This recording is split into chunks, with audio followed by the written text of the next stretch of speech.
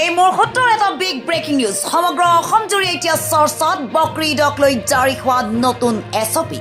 আপুনি যদি এজন ইছলাম ধৰ্মাৱলম্বী লোক হয় তেন্তে এই ভিডিঅ'টো শেষলৈকে চাওক, কাৰণ এটা সৰু ভুলেও আপোনাক পেলাব পাৰে ডাঙৰ বিপদত। কেন্দ্ৰীয় হিলাল কমিটিয়ে অসমৰ তৰফৰ পৰা আনুষ্ঠানিকভাৱে ঘোষণা কৰা হৈছে যে অহা 28 মে বৃহস্পতিবাৰে অসমসহ সমগ্ৰ ভাৰতবৰ্ষত পালন কৰা হ'ব পবিত্ৰ ঈদ-উল আজহা অৰ্থাৎ বকৰি ঈদ। মৌলানা ফখৰুদ্দিন আহমদ কাছিমি আৰু ইমদাদ হুছেইনে জনোৱা অনুসৰি 17 মে জুন দেখা নোপোৱাত এই সিদ্ধান্ত লোৱা হৈছে। ইয়াৰ পিছতেই কোটি কোটি মুছলমান লোকৰ মাজত আনন্দৰ ঢৌ বৈ গৈছে।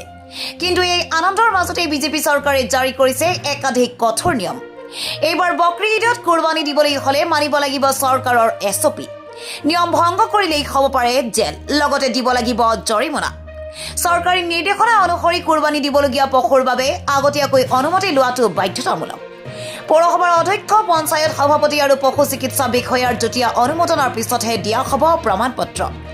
এই প্ৰমাণপত্ৰ অবিহনে গৰু বা মহ কুৰবানী দিব নোৱাৰিব। ইয়াৰ উপৰিও কুৰবানীৰ বাবে ব্যৱহাৰ কৰা পশুটো কৃষিকাম বা প্ৰজননৰ উপযোগী হ'ব নোৱাৰিব। শাৰীৰিকভাৱে অক্ষম, আঘাতপ্ৰাপ্ত বা বাৰ্ধক্যজনিত পশুহে অনুমোদিত হ'ব বুলি জানিব পৰা গৈছে। আনহাতে ৰাজহুৱা স্থানত পশুবধ সম্পূৰ্ণৰূপে নিষিদ্ধ ঘোষণা কৰা হৈছে।